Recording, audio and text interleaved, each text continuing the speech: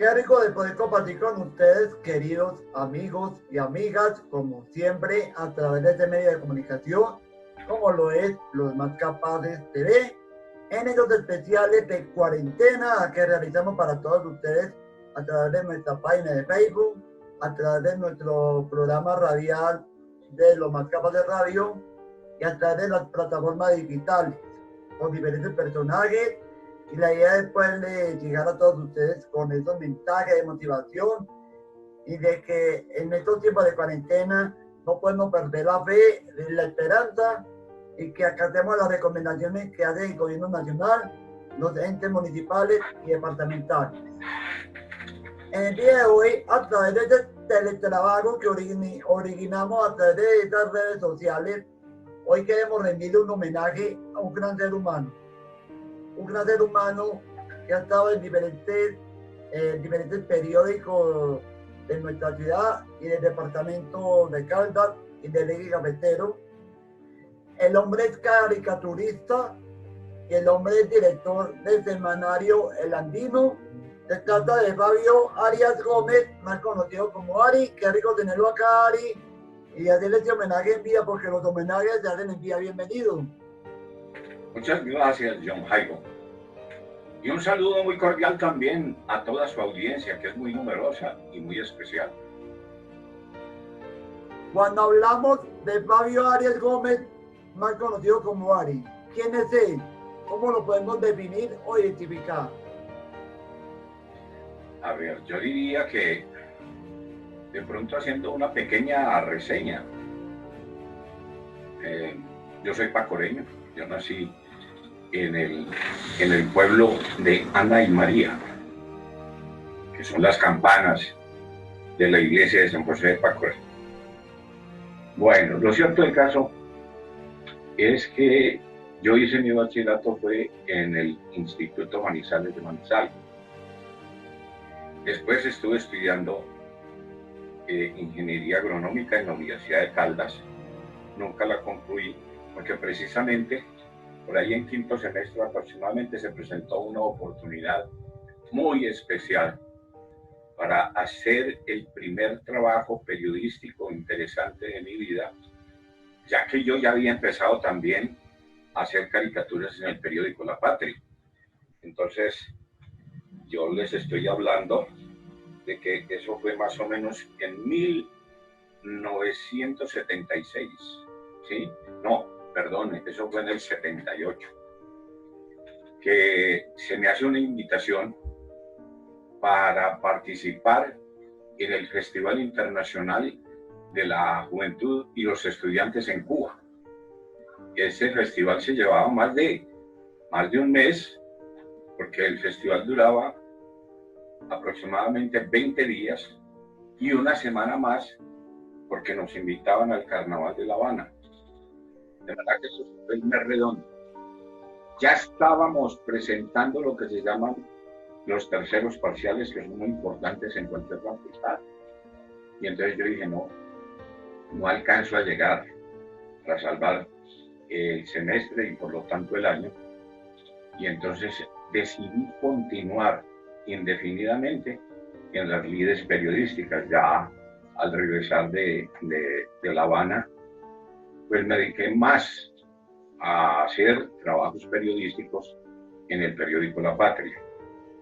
Bueno, allí se transcurrió durante un buen tiempo, allí en trabajos no solo de caricatura, sino haciendo trabajos de historia de los pueblos. Por ejemplo, me confiaron hacer una serie muy importante que se llamó El Parque Más Bello de Caldas. Era un concurso donde había que visitar cada uno de los municipios y en torno al parque, que es como una especie de sala de recibo de todo poblado, de toda población, pues en torno, mejor dicho, la disculpa para hacer una reseña histórica de cada uno de los municipios. Como tuvo mucho éxito, entonces pasamos al departamento de Risaralda a hacer la historia de los municipios de Risaralda. Y después de la historia de los municipios de Risaralda, adoptamos un tema que ya tenía muy, pero muy cimentado el departamento del Quindío, que era el pueblito más bello del Quindío. Entonces se hicieron esa serie de historias, tanto del departamento de Caldas como del departamento de Risaralda, como el departamento del Quindío. Y también se hicieron una serie de crónicas interesantes y unas también sumamente críticas, como fue el inicio de lo que después desembocaría en lo que se conoce como el robo a Caldas. A mí me correspondió iniciar un trabajo que se llamó La gallina de los huevos de oro, que era con respecto a la industria licorera de Caldas. Y como después, bueno, esto quedó como iniciación de ese proceso que desembocó en el llamado robo a Caldas, pues, mejor, a reseñar y a investigar lo que fue ese robo. Pero a mí no me correspondió esa parte, porque precisamente en ese entonces yo tuve una beca para estudiar en los Estados Unidos, directamente ya por un programa que se llamaba Ellen Maney, y era para estudiar el inglés como segunda lengua y a la vez unos estudios de publicidad y diagramación para periódicos y revistas en San Francisco, California. Allí estuve un año y después al regresar fundé una revista de variedades en La Patria que se llamó Sabatina. Sabatina duró unos 3 años porque después un gerente que llegó no le interesó mucho la revista y le dio Cristiana Sepultura. Pero en realidad era una revista del corte que establecerían tanto el Espectador como el Tiempo, que en ese entonces se llamaban Carrusel. Por ejemplo, uno de ellos era Carrusel. Bueno, lo cierto del caso es que en estos ires y venires, pues se presentaron algunos altercados, llamémoslo así, desencuentros con el mismo periódico por diferentes causas a partir de determinadas caricaturas. Entonces, en unas confrontaciones que se presentaron con caricaturas aquí en Manizales y en Caldas, pues me correspondió prácticamente un exilio muy interesante en La República, en el periódico La República en Bogotá. Vale decir que uno de mis directores, o el primer director que yo conocí en La Patria, se llamaba Ovidio Rincón Peláez, un gran intelectual, un gran maestro del periodismo. Pero entonces el maestro ya estaba en la dirección del periódico La República en Bogotá. Y cuando vio lo que había sucedido entre el caricaturista y la dirección de La Patria, pues entonces me llamó para que trabajara con la República en una época donde había una gran confrontación de dos corrientes políticas durante el gobierno de Alfonso López Michelsen. Alfonso López Michelsen, como presidente, formó con Álvaro Gómez Hurtado algo que se llamó la Tenaza, de la cual quedaron por fuera movimientos tales como el ospinopastranismo. Y el ospinopastranismo, por medio de la República, le hizo una gran oposición al presidente López. Y una de las convocatorias que se me hizo desde allí era que podía disparar como fuera y a quien fuera desde la República, porque el periódico estaba abierto a la crítica contra ese mandato, que en un principio se llamó el mandato claro, que posteriormente yo lo bauticé como el mandato oscuro.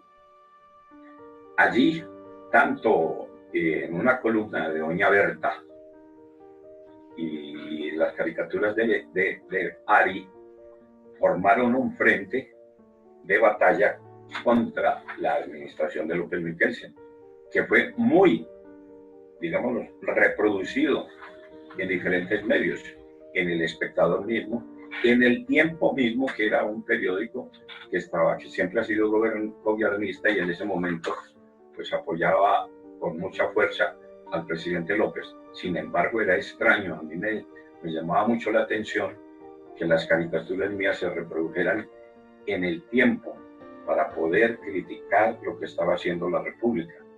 Y en El Espectador simplemente las publicaban como una reseña de lo que estaba sucediendo en el acontecer periodístico del país.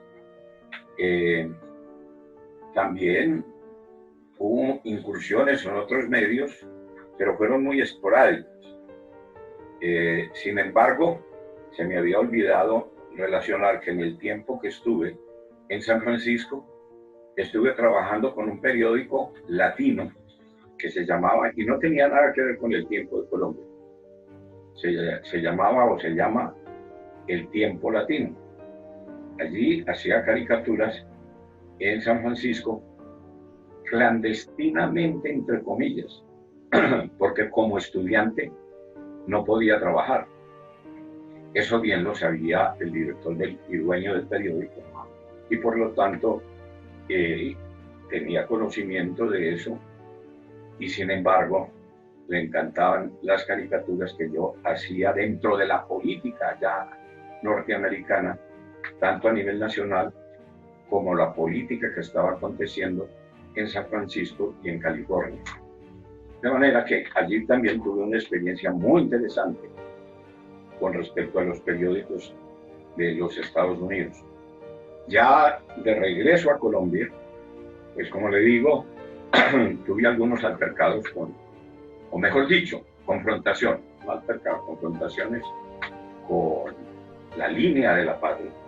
La línea mía siempre fue prácticamente en contravía del periódico, porque el periódico, como usted sabe, es un periódico conservador y la línea mía nunca ha sido conservador. Entonces, pero, a ver, los lectores de La Patria, muchos de ellos conservadores, se fueron aquerenciando con las caricaturas de Ari y lo soportaban, o mejor dicho, lo aceptaban de buena manera. Y allí estuve aproximadamente 28 años trabajando con La Patria. Después aconteció algo muy infausto, que fue el asesinato de Orlando Sierra Hernández, y yo nunca estuve de acuerdo con que el periódico siguiera haciéndole la publicidad a los políticos donde se sabía que habían venido los tiros de muerte para Orlando. Entonces, en una buena oportunidad, un domingo, yo ya no aceptaba esa situación, aunque había hablado con el director del periódico sobre el asunto, pero él decía que mis afirmaciones eran muy temerarias, y yo sabía que no eran temerarias porque ya me habían informado. Ustedes saben que muchas veces existen las voces profundas que le informan a los periodistas de circunstancias y situaciones que muchos medios digamos muchas entidades de investigación no conocen en un momento determinado.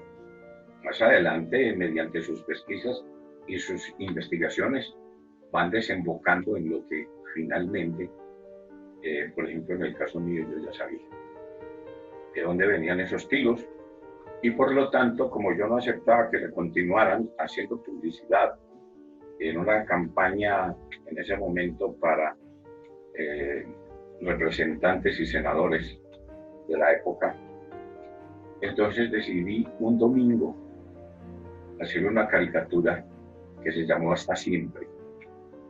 Hasta Siempre era una caricatura totalmente de fondo negro. La firma de Ari y un globito de pensamiento que decía: no vale la pena trabajar con un periódico que no respeta a sus muertos. Entonces, el lunes, eso fue el escándalo, se presentaron diferentes discusiones en torno. Lo cierto del caso es que a los 8 días del tiempo me estaban llamando como una suerte de protección para no dejarme en el aire y también para que trabajara con ellos en el Tiempo Café. En el Tiempo Café estuve 4 años muy fructíferos, muy interesantes, y al cabo de los cuales terminé siempre había querido hacer un periódico mural desde mis tiempos de estudiante universitario, pero el mural tenía una debilidad muy grande, o siempre tenía una debilidad muy grande. En un principio, cuando surgieron los periódicos murales, pues eran prácticamente libelos que se pegaban en los muros y en las paredes, en las horas de la noche, porque muchas veces encontrar a alguien criticando al clero, a la nobleza, o digámoslo así, a la cúpula del poder de esas naciones, que normalmente eran monarquistas, pues eso costaba la cabeza. Entonces, esos liberos empezaron a ser nocturnos. Posteriormente, se fueron utilizando en ciertas universidades para informar o criticar determinadas circunstancias de las universidades, pero nunca pasaban de una página. Y en una oportunidad, estando precisamente en San Francisco, estuve en un gran almacén de implementos para arquitectura, dibujo y pintura, enorme. Y entonces observé que había como un donde se exhibían los pósters o los afiches. Y entonces allí había una especie como de portarretratos, ¿sí? Que se iban pasando, como se pasan las hojas de un portarretrato, o de un portarretrato no, de donde se colocan los retratos de la familia, ¿sí? Que se van pasando hoja por hoja mediante unos goznes o herrajes que hay en el centro de estos aparatejos. Lo cierto del caso es que ahí se me ocurrió la idea. Esto es lo que se necesita para hacer un periódico mural, porque el periódico mural puede ir empotrado en cualquier pared o ser colocado en un trípode y a la vez permitirse la posibilidad de pasar N páginas mediante un herraje que se establecía para poderlo manipular como se manipulan las hojas de un periódico. Eso desde luego iría en una especie de nicho que nosotros, mejor dicho, yo lo diseñé para que pudiera ser colocado en esa manera, tanto en la pared o podía ser también colocado en un trípode. Ese nicho era, digámoslo así, un mueble termoformado, un plano inclinado con esos herrajes para poderse mover de izquierda a derecha o de derecha a izquierda. ¿No es cierto? El caso era más un BTL, below the line.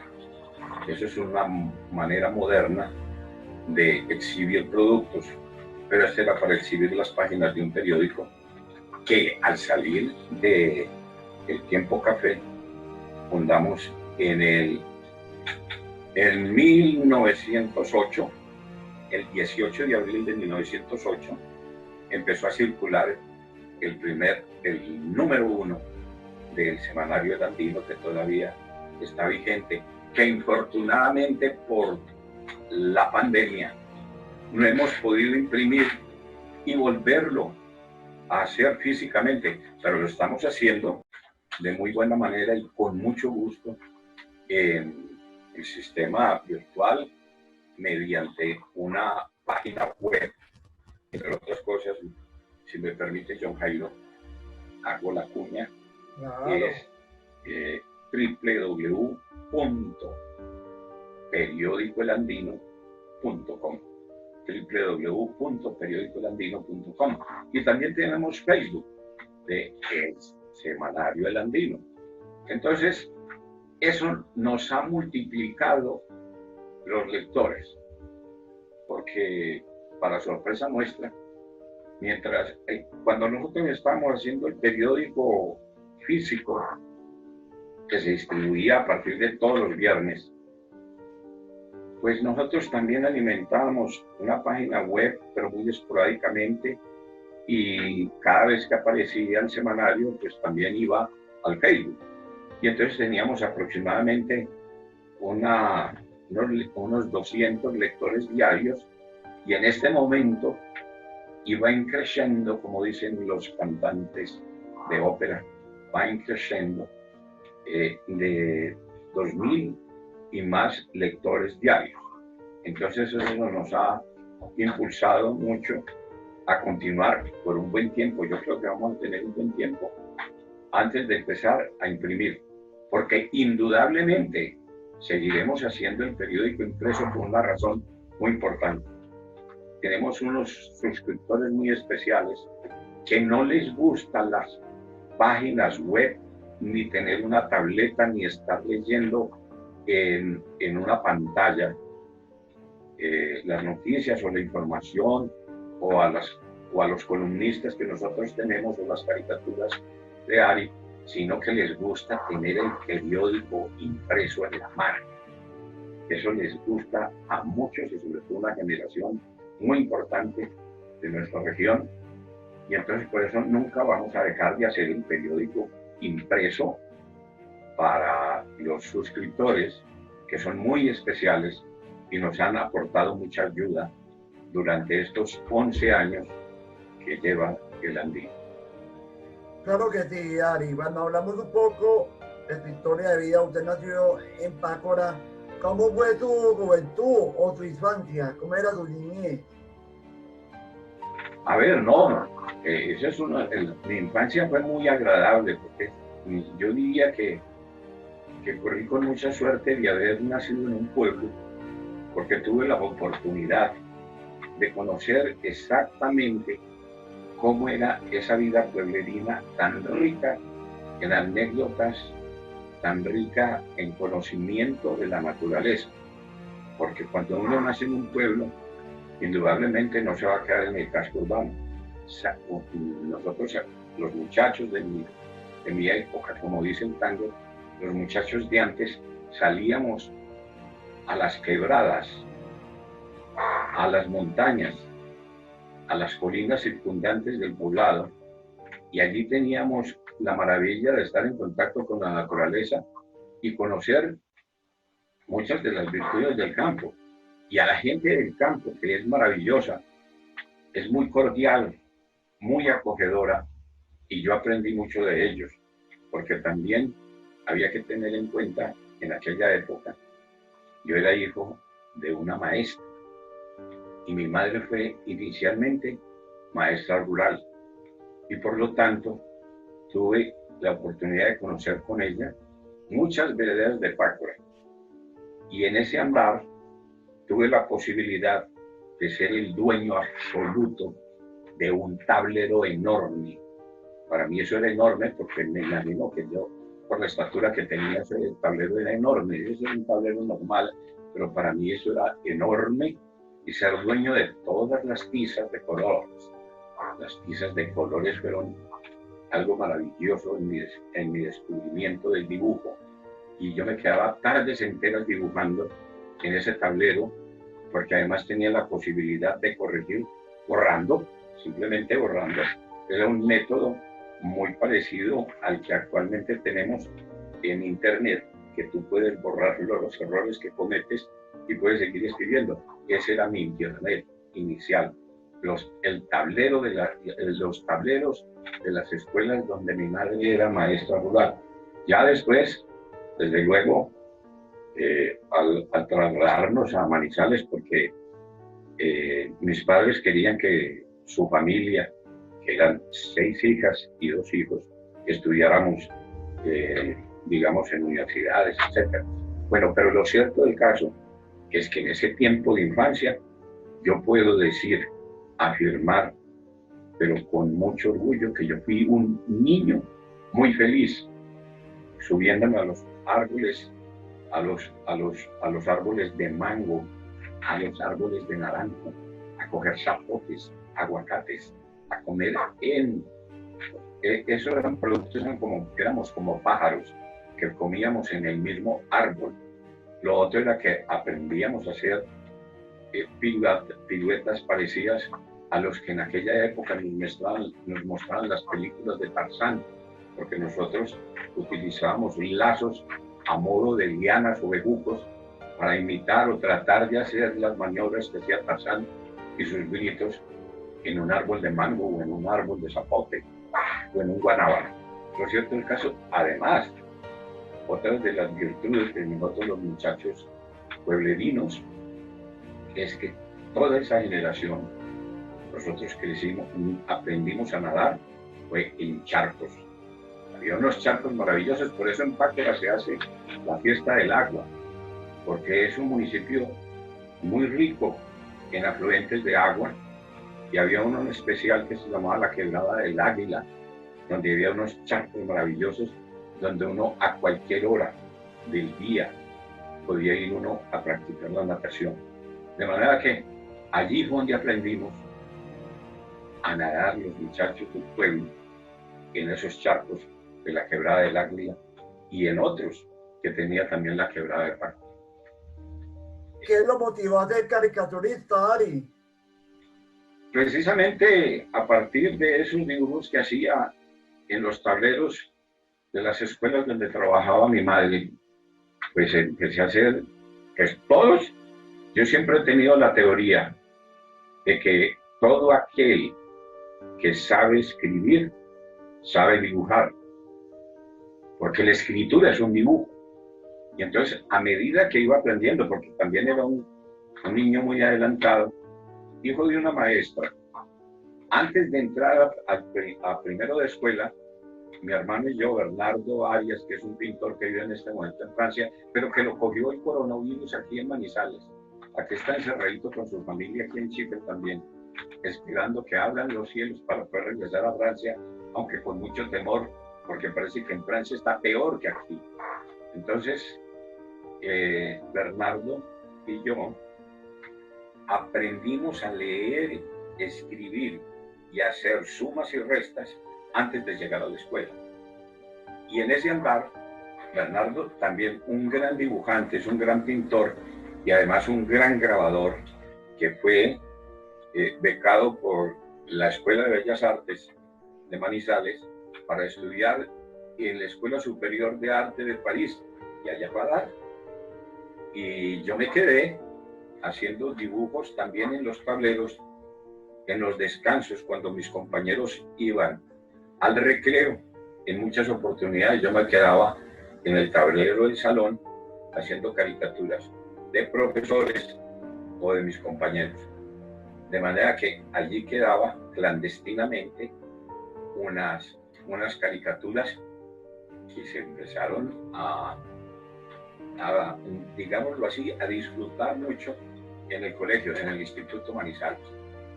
Lo cierto el caso es que después viene, ya que tu pregunta es sobre cómo empezamos a hacer caricaturas, estando en la universidad me correspondió la época de el gran movimiento latinoamericano contra lo que se llamó el plan de Rudolf Atcol, un teórico norteamericano que quería que en América Latina, en lugar de las carreras tradicionales, las que llamaban en ese momento las carreras científicas, en lugar de esas carreras se hicieran facultades tecnológicas, que porque la metrópolis, o sea, el epicentro del mundo que siempre han pensado los norteamericanos ser, pues que ellos impartirían la ciencia, y estos países lo que necesitaban era tecnologías, o sea que no necesitaban médicos sino enfermeros, no necesitaban médicas sino enfermeras,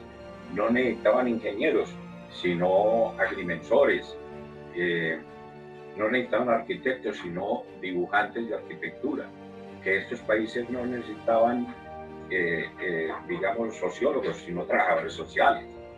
Así, crear puras tecnologías y en lugar de agrónomos, técnicos agropecuarios. Bueno, lo cierto del caso es que toda Latinoamérica, desde el Río Grande hasta la Patagonia, se levantó como un solo hombre, como un solo estudiante universitario. Desde México hasta Argentina y Chile, todas las universidades públicas de Latinoamérica se levantaron en contra de ese plan básico y de los que pretendían establecerlos en nuestros países. Y por eso fueron grandes marchas, grandes manifestaciones. Se conoció un gran movimiento estudiantil por primera vez en este país que centró la ideología en las universidades en contra precisamente de todo lo que pretendían hacer desde los Estados Unidos y muchos rectores y muchos ministros de nuestro país. Entonces, en esos andares, en esa época, pues se establecieron periódicos universitarios, entre comillas, porque no eran más que una o dos páginas o una hoja doblada que se hacían en mimeógrafo. Muy pocos llegaron a ser impresos. Entonces yo hacía caricaturas para esos periódicos universitarios porque a la vez estudiaba agronomía. Lo cierto del caso es que con el tiempo regresaba el hermano de que les hablé. Bernardo Arias venía ya de la Escuela Superior de Arte de París y la Patria estaba por inaugurar una gran sala de exposiciones que posteriormente se llamó la Sala Rafael Lema. Para la inauguración de esa sala invitaron a Bernardo a exponer trabajos de su paso por la Escuela Superior de Arte de París. Él ya traía un trabajo interesante y para ello mandaron a Carlos Sarmiento, padre, a tomarle las fotos y a Carlitos en la Onda, que así se llamaba un periodista, el seudónimo de Mario Escobar Ortiz, un gran periodista que registró durante todo el tiempo que vivió con la Patria, registró todo el movimiento cultural que pasó por nuestra ciudad. Entonces, en ese momento estaba haciendo yo unas caricaturas. Mario entró a mi cuarto porque además Mario vivía en uno de los planes de periodistas que había aquí en Chipre y pasó al entrar a mi cuarto, al hacerle la entrevista a Bernardo, pasó a mi cuarto y allí me vio haciendo estas caricaturas. Le llamaron la atención y me pidió que 3 caricaturas que tenía listas para periódicos universitarios llevarlas a la Patria. Yo le dije, no, pero ¿para qué vas a llevar eso a la Patria si la Patria es un periódico conservador y estas son caricaturas muy críticas, porque eran críticas al régimen educativo nacional, lo mismo que al rector en esa época de la Universidad de Caldas, Enrique Ruiz, y también una crítica muy fuerte a lo que era los Estados Unidos y su plan básico de Rudolf Atman. Mario Escobar, de todos modos, insistió, se llevó las caricaturas. Yo accedí como algo eventual y resulta que posteriormente Mario me estaba buscando para decirme que había un nuevo director en la Patria que me estaba buscando, que por qué no iba a conversar con él. Se trataba del maestro Ovidio Rincón Peláez, que al sentarme frente a él, con mis libritos, porque venía de la universidad, esta fue la primera frase que me dijo el maestro Ovidio, mirándome muy fijamente.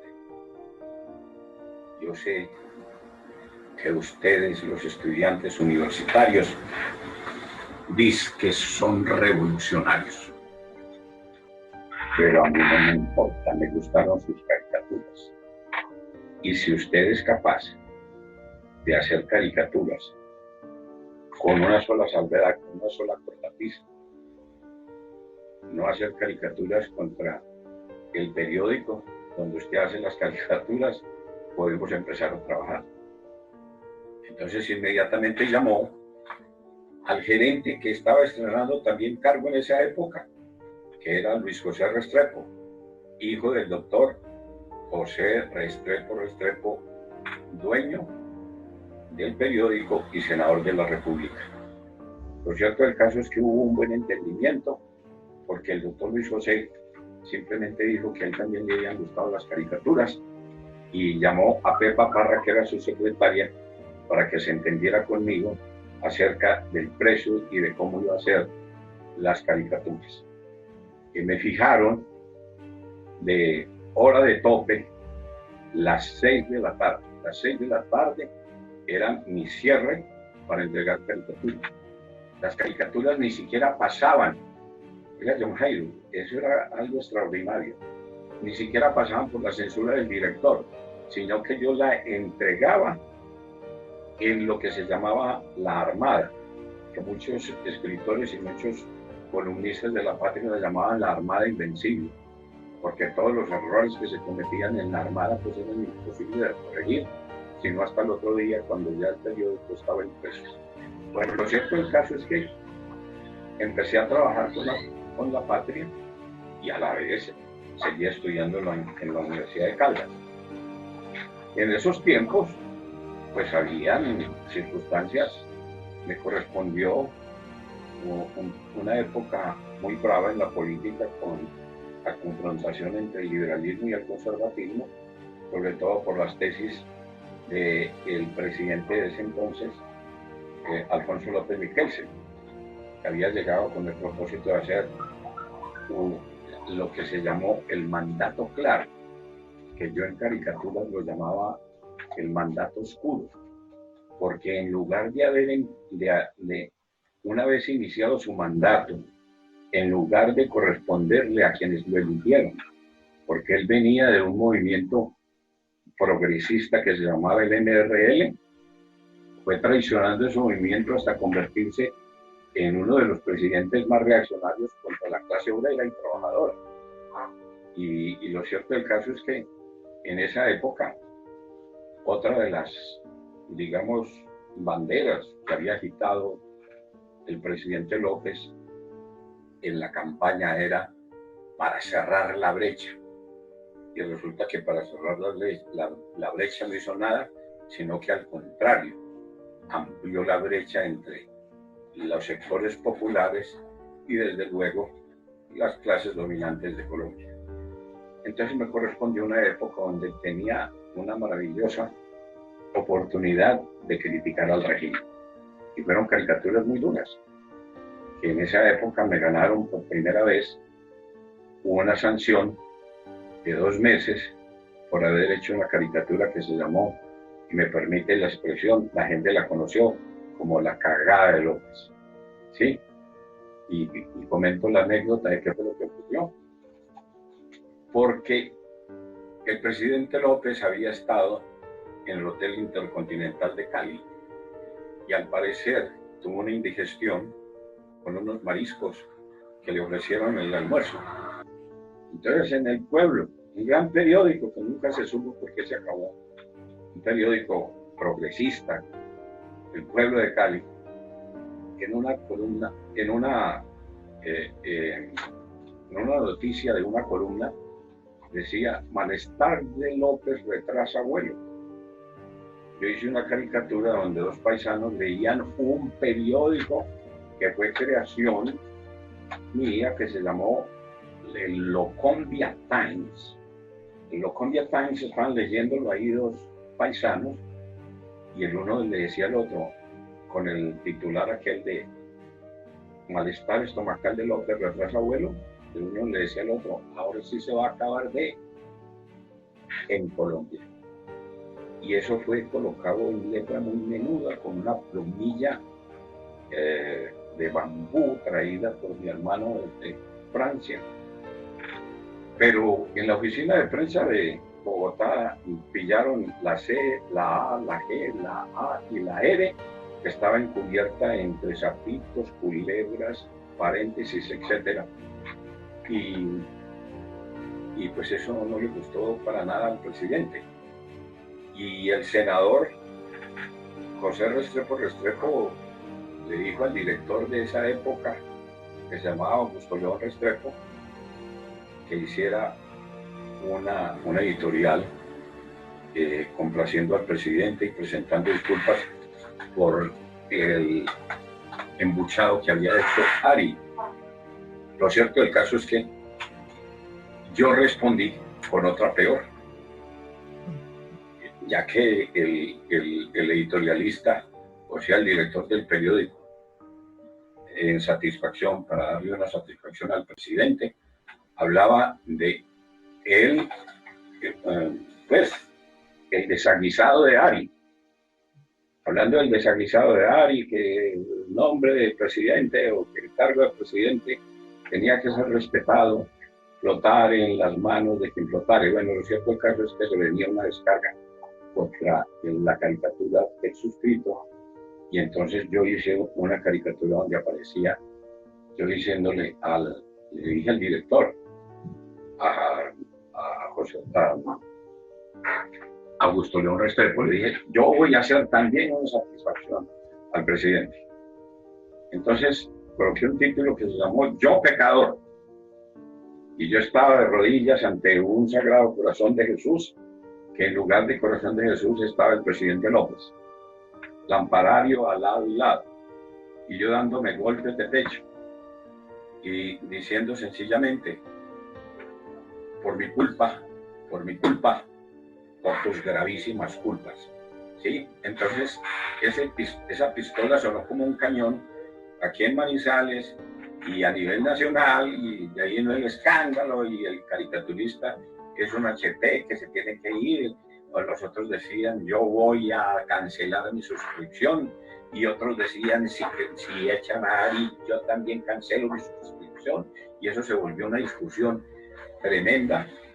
Y lo que el caso es que el mismo día que salió la caricatura, yo salía para Cartagena, que era mi primer congreso de periodistas en Colombia. Fue un congreso en Cartagena y yo asistí a ese congreso y llamé a mi casa y una hermanita mía me contestó diciendo, oiga, usted es mejor que vaya buscando puesto porque a usted lo echaron de la patria, porque había leído que esa generosa puerta que había abierto la patria, yo la había destruido y había transgredido los más elementales principios de reciprocidad con el periódico y respeto hacia la dignidad presidencial y todas estas cosas. Lo cierto del caso es que cuando yo volví, yo dije, no, pues me acabé de quedar con unos centavitos que llevaba además como 3 días más allá de mi cuenta. Pero al regresar me estaba buscando Augusto León Restrepo. Y también me estaba buscando, me habían dejado razón, el maestro Ovidio Rincón, desde la República, que ya estaba director de la República. Primero conversé con el maestro Ovidio, y el maestro Ovidio me dijo, ya sabemos qué pasó allá contigo, pero vente para acá, que este periódico precisamente le está haciendo una oposición tan dura y tan frentera al presidente López que parece como si esto fuera Linterna Roja o el periódico del Partido Comunista. Así que bien puedas venirte y hacer las caricaturas que tú quieras contra el presidente López. Bueno, y colocó a Giraldo Neira, que era en ese entonces director de Caracol, ¿sí?, a que me entregara un pasaje para irme entonces a Bogotá. Pero antes de irme, entonces conversé con Augusto León y me dijo, hombre, entre comillas, esa sí no la voy a decir, tú eres un HP, ¿sí? No hiciste sino moverme la silla durante todo el tiempo. pero a mí ya se me pasó la viaraza y me contó lo que había sucedido en una reunión de alto turmequés que se había tenido con los dueños del periódico, donde estaban presentes precisamente los accionistas que eran nada más que el dueño del periódico, que era el doctor José Restrepo, y el gerente del periódico, que era Luis José Restrepo, Alejandro Restrepo, que era el administrador. Dos de los accionistas, que eran hijos herederos, que eran Cecilia Restrepo y Victoria Restrepo. También había alguien que no era accionista, pero que tenía muy buenas relaciones con el periódico y era como especie de asesor, que era don Gustavo Larrea, de Ecuatoriano. Lo cierto del caso es que en ese consejo directivo, la cabeza mía estaba rodando de ahí para abajo, como en dirección a la galería. Lo cierto del caso es que todos pedían mi cabeza. Increíblemente tenía el apoyo de dos.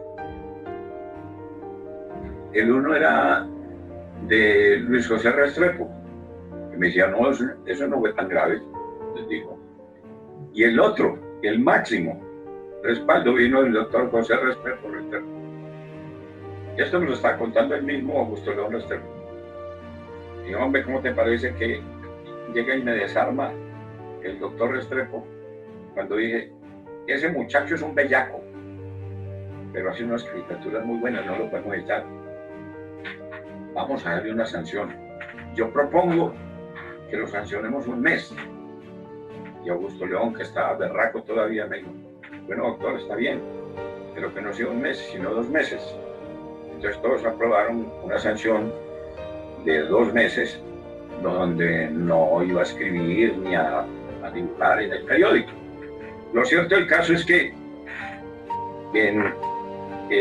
al hablar con el maestro Vidio, dijo, véngase ya, que aquí está lista la puerta para que empiece a trabajar.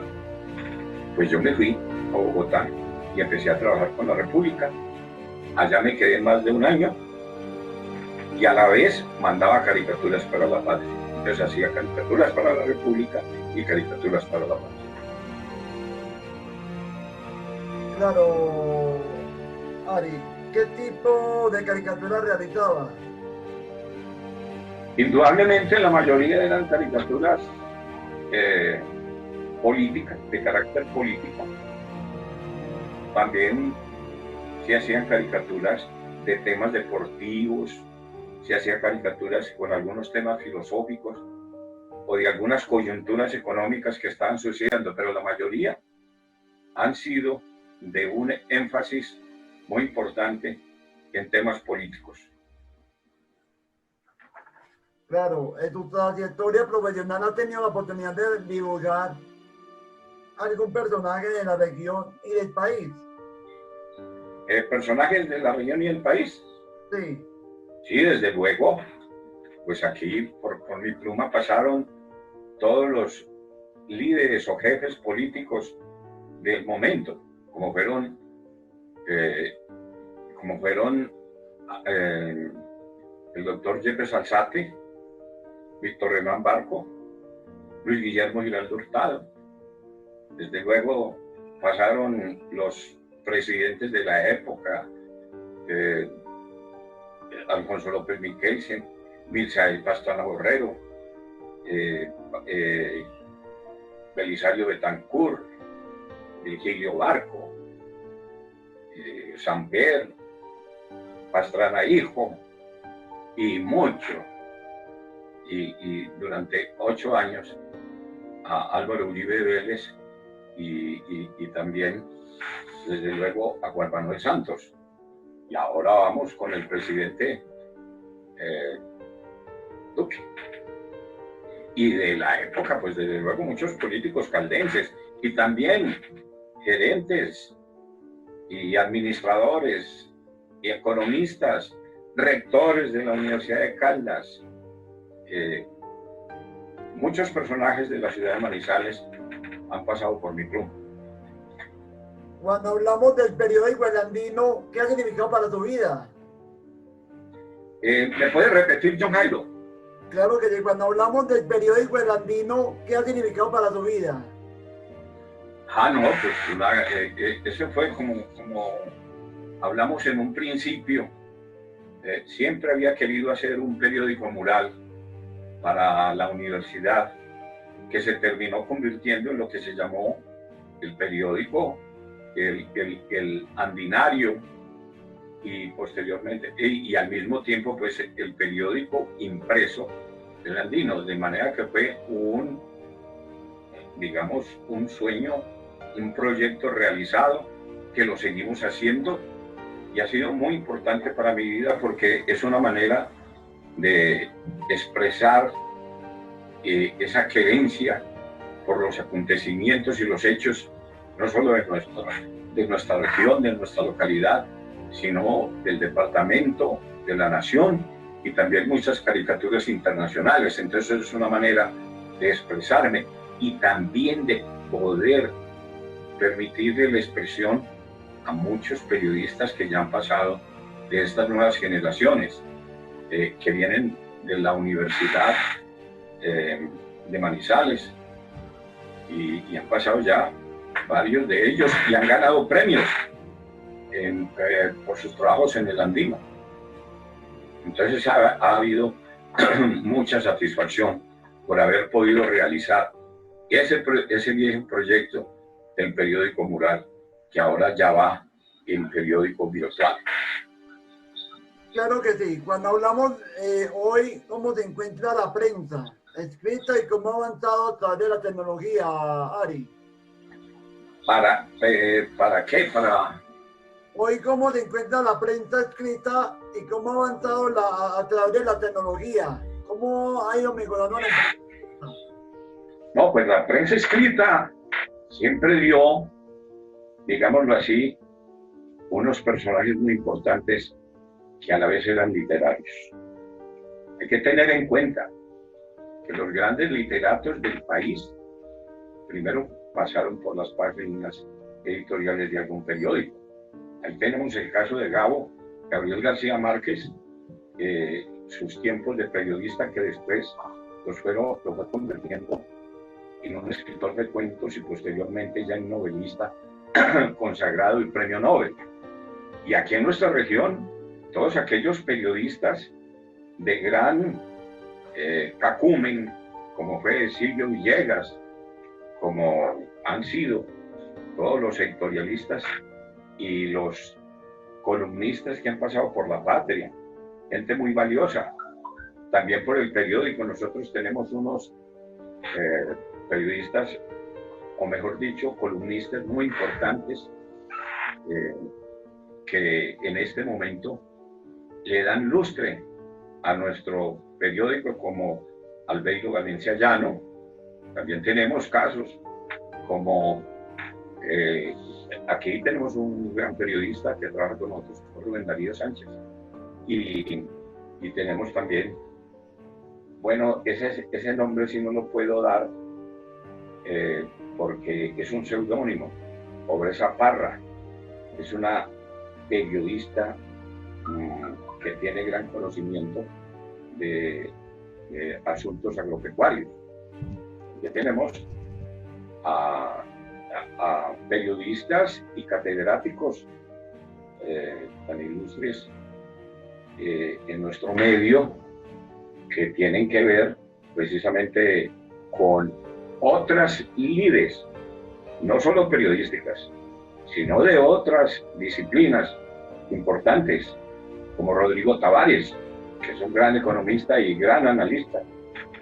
Y tenemos un gran maestro, el maestro César de la Universidad de Manizales. Y tenemos muchos, como José Miguel Alzate, que es un gran escritor y analista y a la vez ensayista. José Miguel Alzate. Duan Marín. Ajá. Duan Marín Martínez. Duan Marín, pero ese es en el terreno ya deportivo, de una gran experiencia y una magnífica pluma para expresar todo el conocimiento que él tiene sobre los diversos deportes, aunque se apasiona más por el fútbol, pero él también habla de todas las demás disciplinas deportivas. Ahí también tenemos otros periodistas que son escritores, que esa es una de las grandes, digámosle, es uno de los grandes trampolines que tienen los que posteriormente van a ser cuentistas o novelistas, poetas o literatos, ¿sí? Que utilizan las páginas de los periódicos inicialmente para después desarrollar su gran vocación de novelistas o cuentistas. Y desde luego, pues esos avances que son invaluables en los periódicos escritos, pues pasan ahora a ese recurso moderno que nosotros tenemos, que son las páginas virtuales, que es ese gran campo cibernético que definitivamente asombra en este momento y que nos ha permitido continuar este trabajo periodístico desde casa para poder llevar el periódico virtual a nuestros lectores y también, desde luego, nuestras críticas a los administradores. Cuando hablamos hoy en día de la palabra familia, ¿para usted qué significa la palabra familia, Ari? No, pues nosotros pertenecemos a una gran familia, que es la familia de periodistas.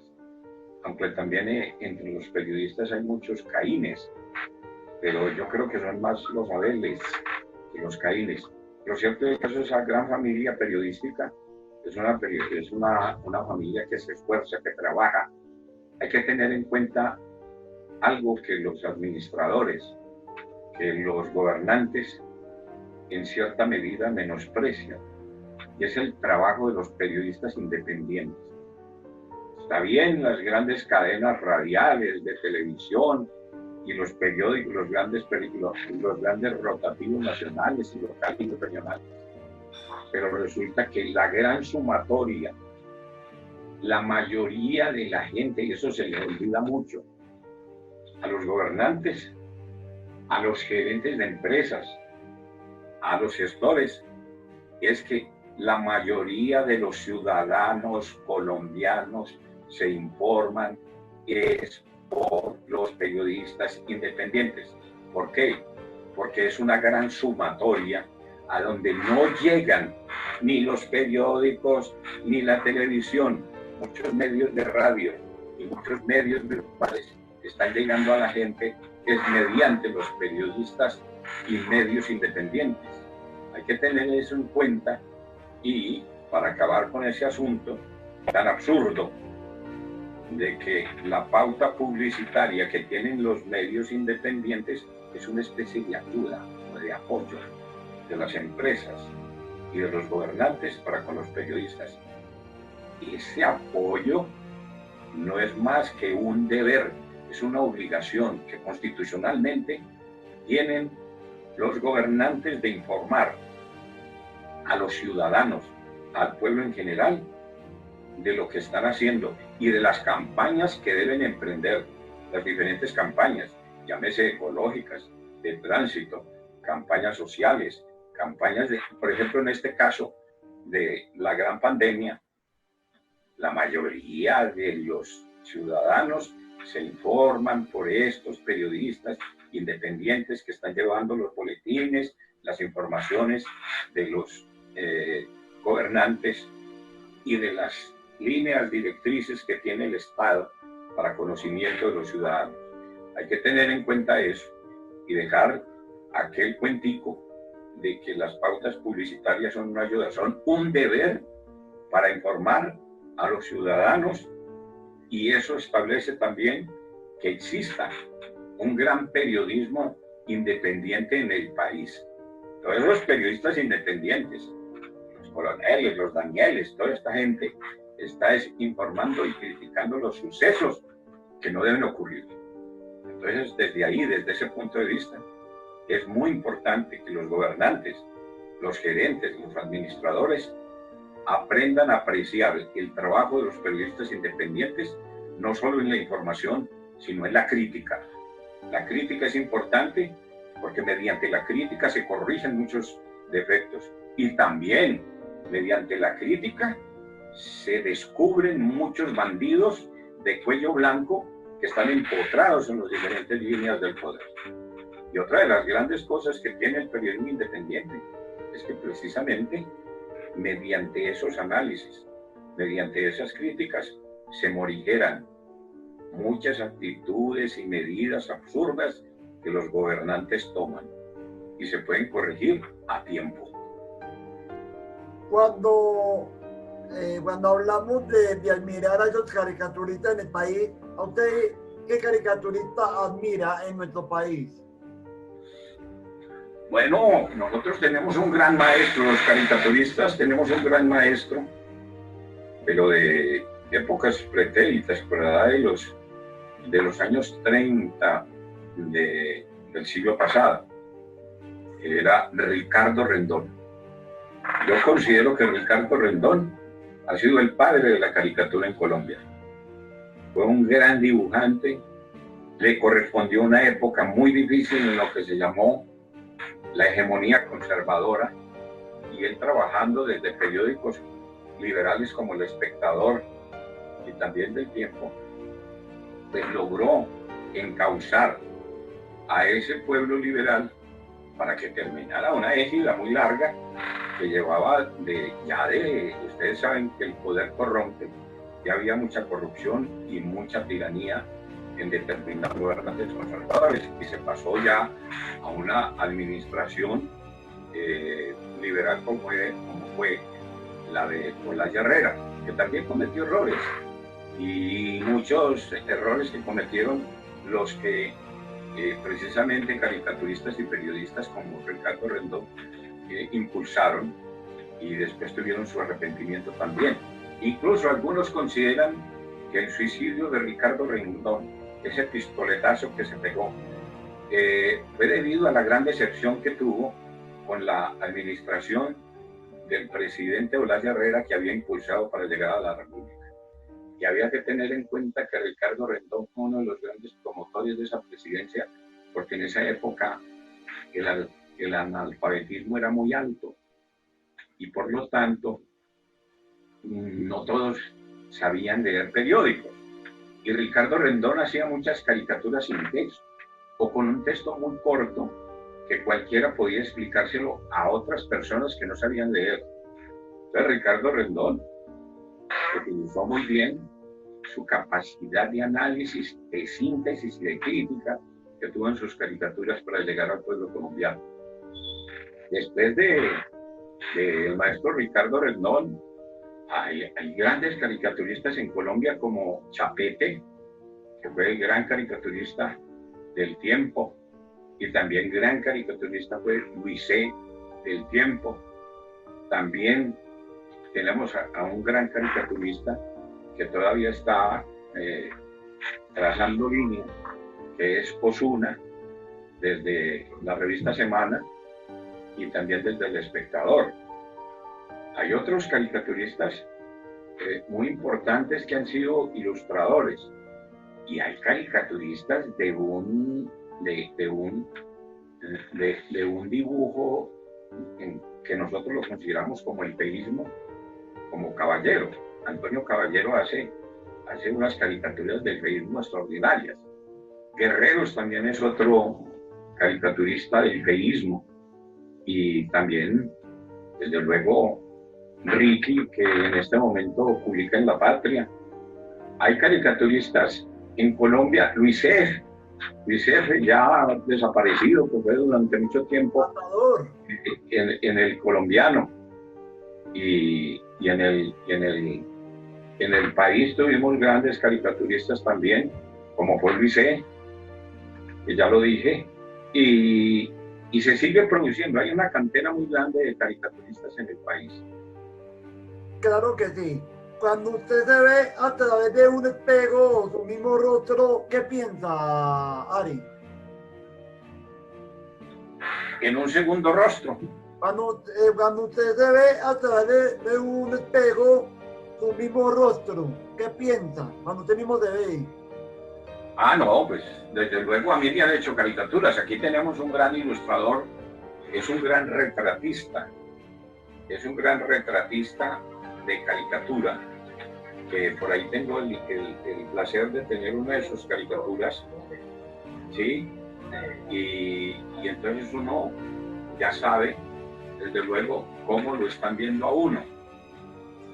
Y se sabe, pues, que toda caricatura trata de reflejar, digamos, las interioridades que uno muchas veces cree que no transmite, pero que un buen caricaturista se las pilla y lo plasma a uno. Así que es interesante verse uno caricaturizado también. ¿De dónde surgió ese nombre Ari? ¿De dónde surgió y quién se lo puso? Bueno, ese nombre también es propio, es creación propia, y surgió de lo siguiente. Precisamente después de la exposición de Bernardo, mi hermano, en la inauguración de la sala Rafael Lema, pues yo había estado un tiempo en una huelga que hubo en la Universidad de Caldas. Estuve un tiempo en Urabá, por allá tratando de huirle a la policía, porque la policía no podía ver que uno tuviera carnet estudiantil porque era sospechoso de ser guerrillero o terrorista. Entonces, para evitar todas esas cosas, pues yo fui a dar a Urabá, a la finca de un amigo, una finca bananera de un paisano, y al regresar de allá para continuar mis estudios en la Universidad de Caldas, pues yo ya había empezado a hacer caricaturas para el periódico La Patria, y Bernardo es un dibujante de una línea muy fina y muy académica, profundo. Entonces escuché un diálogo en las puertas de La Patria. Como eso fue casi simultáneo, yo empecé a hacer caricaturas en La Patria y la inauguración de la exposición de Bernardo en la Rafael Lema. Entonces yo me firmaba Arias y mi hermano también se firmaba Arias. Es Bernardo Arias y yo soy Fabio Arias. Entonces los dos y tenemos una caligrafía parecida. Entonces, dos manizaleños estaban en la puerta de La Patria y me dijo, oíste, hombre, esa línea tan fina que tiene Bernardo, miren lo que terminó. La línea de la caricatura no es una línea fina, porque lo contrario dejaría de ser caricatura. Bueno, y entonces sería una ilustración, porque también hay caricaturistas de gran capacidad pictórica, como es el caso de Botero. Los padres de Botero son caricaturas y es un gran maestro de la pintura. Pero la mayoría de los caricaturistas utilizamos una caricatura, un dibujo grueso, fuerte, no tiene esas connotaciones de la caricatura artística para hacer exposiciones. Si a mí me ponen a hacer caricaturas para una exposición, desde luego que tendría que trabajar más la línea y trabajar también incluso la pintura dentro de esa exposición, pero como estas son caricaturas clásicas, que la caricatura clásica es así de ese corte, que no es un corte muy fino, entonces el uno le decía al otro, miran lo que terminó Bernardo, esa línea tan buena que tenía, miren lo que terminó, esa línea es muy grotesca. Entonces el otro dijo, sí, hombre, de verdad, qué lástima que Bernardo haya desperdiciado el tiempo que estuvo en Francia. Entonces yo me quedé pensativo, porque ellos pensaban que el que estaba haciendo las caricaturas era Arias Bernardo, y no Arias Fabio, porque no lo conocían tampoco. Entonces una buena noche, simplemente a mí se me iluminó el bombillo, y yo dije, no, si Bernardo es el as, ¿para qué continuar con él? Entonces le corté al Arias el as, porque Bernardo era el as, y me quedé con el Ari.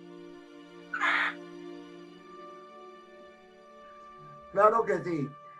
Ahorita usted va a empezar un nuevo proyecto de hacer sus mismas caricaturas con el periódico Quindiano. Hablemos un poco de esa buena noticia. Ah, no, estando, a ver, el encierro, llamémoslo así, el calabozazo que estamos viviendo, cogió a un amigo muy querido que nosotros tenemos que lo llamamos el Flaco Jiménez, que es un gran cuentero. Lo cogió en Armenia, porque allí está su esposa y una hija. Entonces él estaba de visita allá cuando le tocó el encierro, entonces allá se tuvo que quedar, y por allá pues tiene unos amigos, y estando conversando con un amigo, un intelectual que trabaja con el Quindiano, entonces es un periódico virtual, este amigo le comenta a Paco Jiménez que les está faltando, que ellos necesitan, hombre, que hay mucho periodista en el Quindío y bueno, pero no hay ningún caricaturista. Que qué bueno tener un caricaturista como Ari, que lo conoció en La Patria, que qué bueno, que en Manizales, que en Caldas, a quien le recomendaba. Y qué lástima que Ari se hubiera muerto. Entonces el Flaco le dijo, no, ni pues está vivito y coleando. Yo precisamente antes de venirme para acá, estuvimos en una tertulia muy animada. Ese de muerto no tiene nada, está completamente vivo y coleando. Entonces el otro se alegró mucho y le dijo, oye, ¿usted por qué no le dice a Ari si quiere participar en este proyecto que nosotros tenemos aquí en el Quindío, en el Quindiano? Yo le dije, con mucho gusto.